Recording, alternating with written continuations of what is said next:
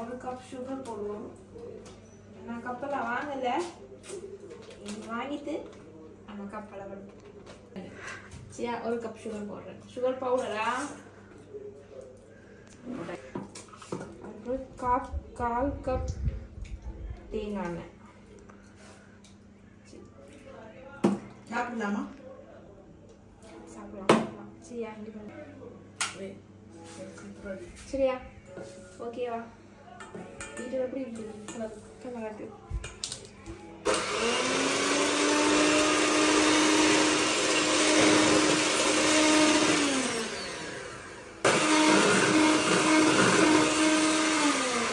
Vanilla 1 table spoon விடணும்.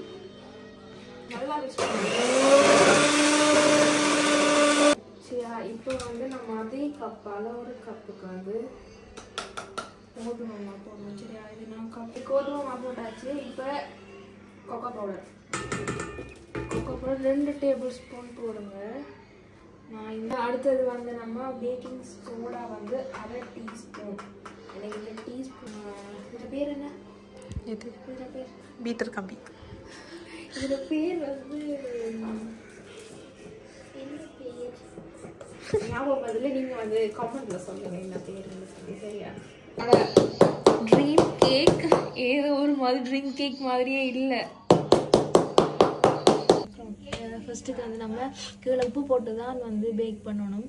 நம்மளோட அவன் இல்லாத சுச்சுவேஷனால் நம்ம இதில் வந்து ட்ரை பண்ணி பார்ப்போம். ஓகேவா? இது வந்து விப்பிங் க்ரீம். ஓகேவா? விப்பிங் க்ரீம் பீட் பண்ண போகிறோம். அதை வந்து பீட் பண்ணுறதுக்கு நம்ம எவ்வளோ தண்ணியா? ஐஸ் க்யூப் அது உங்களுக்கு ஃபுல்லாக வரணும்.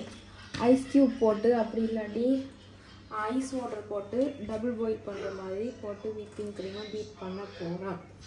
ஏன்னு சொன்னால் அப்போ தான் விப்பிங் க்ரீம் வந்து குயிக்காக விப் ஆகும்னு நினைக்கியா? சரி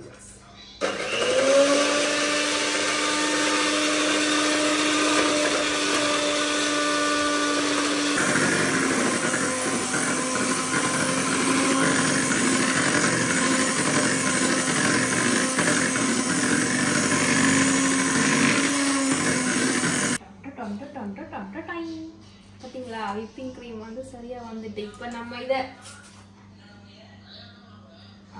இதுதான் இப்படி போட்டால் விப்பிங் க்ரீம் வந்து கீழே வரக்கூடாது.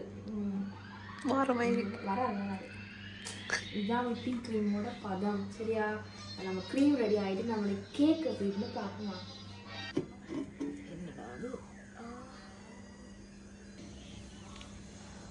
கேக் வந்து ரெடி ஆகிட்டா இல்லையான்னு இந்த ஸ்டிக்கால் பார்க்கக்குள்ள ரெடியே ஆகலை. அதுதான் தோணுது. என்னடா அது வருகுதா இல்லையான்னு தெரியுதுல்ல.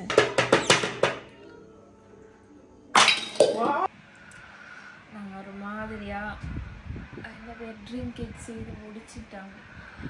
ஆனால் வந்து நீட் இல்லை எனக்கு தானே. சரிங்கண்ணா க்ரீம் எக்கச்சக்கமான க்ரீம் எல்லாம் வச்சு செஞ்சுருக்கேன். சாப்பிட்டு டேஸ்ட் பார்ப்போம்.